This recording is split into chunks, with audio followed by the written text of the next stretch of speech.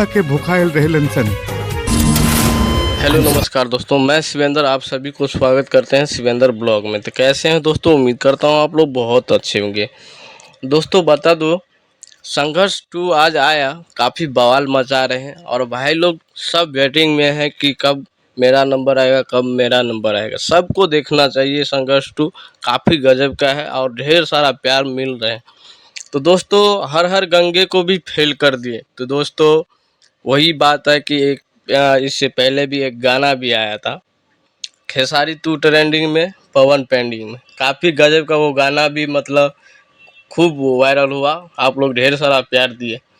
तो दोस्तों ऐसे ही आप लोग ढेर सारा खेसारी भैया को प्यार देते रहिए और खेसारी भैया को आप लोग चाहते रहिए और ऐसे ही दिन चलेगा।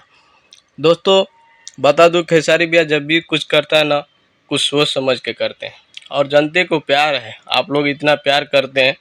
चलते हैं अगले वीडियो में।